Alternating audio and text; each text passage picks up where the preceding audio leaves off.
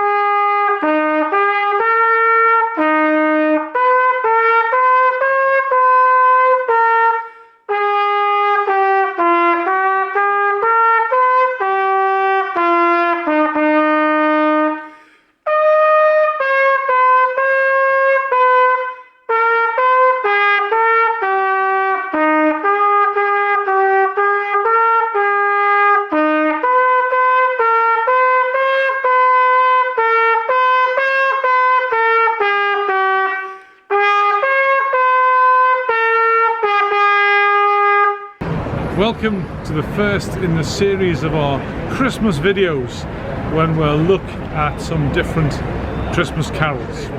And we'll begin today with O Come All Ye Faithful.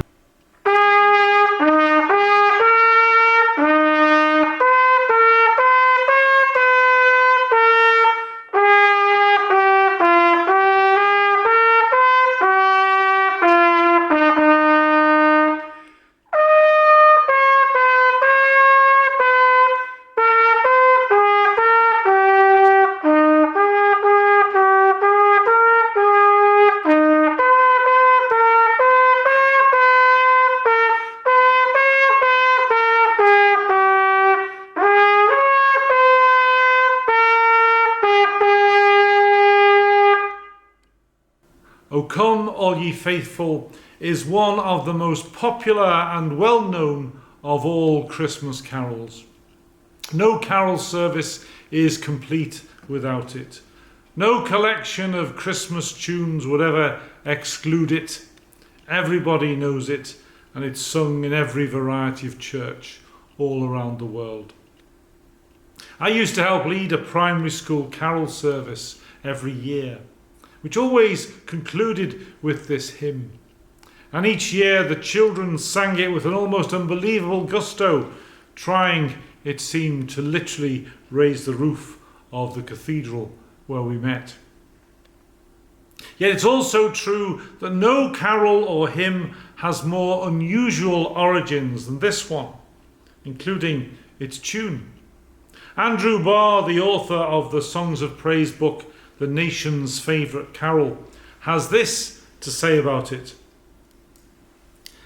An attempt to get to the bottom of the story of one of our best known carols, sung at Christmas time all around the world, might cause even a detective of the calibre of Agatha Christie's Hercule Poirot to admit defeat.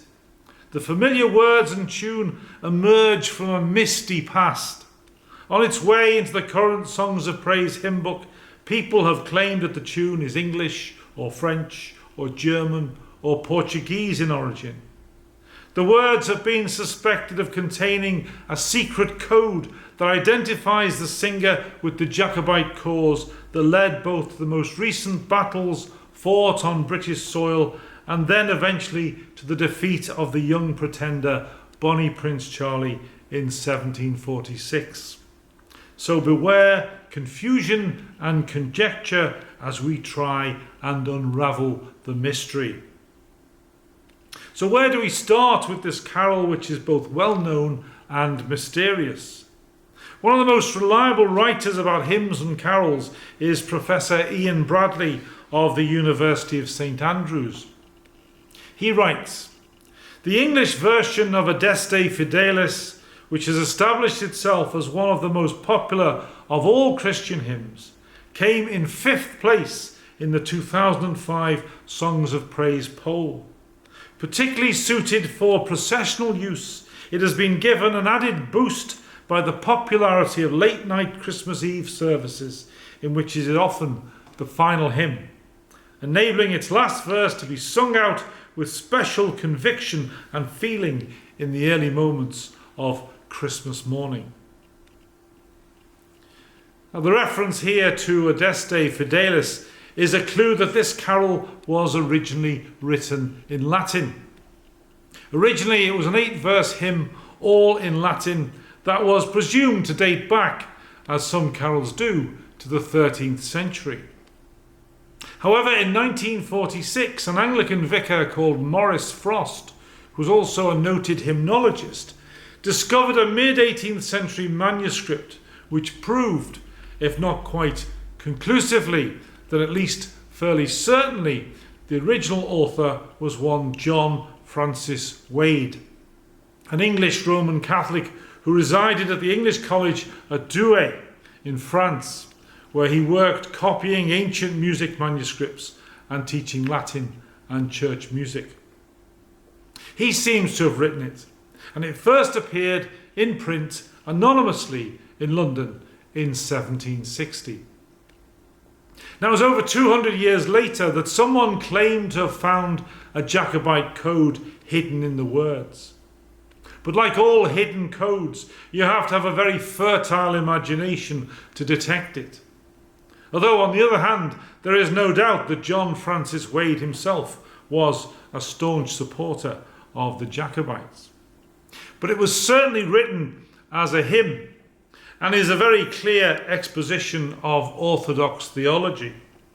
Often only 4 verses are printed in modern hymn books, but there were originally 8, not all written by Wade, and some of the verses that are omitted are actually better than those that are regularly sung sometimes. First of all, it was very popular in Roman Catholic circles because of Wade's place in the English College in Douai and later on at Stonyhurst College in Lancashire. But it soon was taken up in all varieties of Protestant church, largely, we can be sure, because of its tune. The tune is what makes it a carol. Carols have a different history than hymns and reflect a more popular, vigorous, exuberant tradition than hymns, which are rooted in church liturgy and consequently are more staid. The tune is actually found in the early manuscripts associated with John Francis Wade. And maybe he wrote it, or maybe he copied it from another source. We don't really know. In the late 18th century, it came increasingly to be used in Protestant hymnals, where it was described as the Portuguese hymn. This name is supposed to have come about by the Duke of Leeds having heard it performed in the Portuguese chapel in London, presumably at the Portuguese embassy, and giving this name to it. It's certainly a tune known as the Portuguese carol in Portugal, Spain and Italy. Ian Bradley says that the Portuguese hymn was the 4th most common tune on church barrel organs built between 1790 and 1860. Its popularity in the Church of England and elsewhere was massively boosted by the publication of Hymns Ancient and Modern in 1861. By this time, of course, it had been translated into English, itself not a straightforward task. There have been at least 38 published versions of this hymn until we get to the words which we know today. The words we sing today were translated in 1841 by Canon Frederick Oakley, who translated it for his London congregation, which then included William Ewart Gladstone, who commented that the worship there was both devout and hearty, and also expressed his appreciation that the sermon never lasted more than 20 minutes. So there we have a brief overview of the story of this most popular carol. There's much more that could be said. We might also note two unusual features of such a well-known song. First of all, the tune is irregular and does not follow a familiar single metre at all. Secondly, the words do not rhyme. And this is unusual for a popular hymn. But there we have it, a great assertion of the Christmas story that has gone through many hands across the centuries. But still, we sing it today. And when we do, we can join with the angels. Sing, choirs of angels, sing in exultation. Sing, all ye citizens of heaven above. Glory to God in the highest.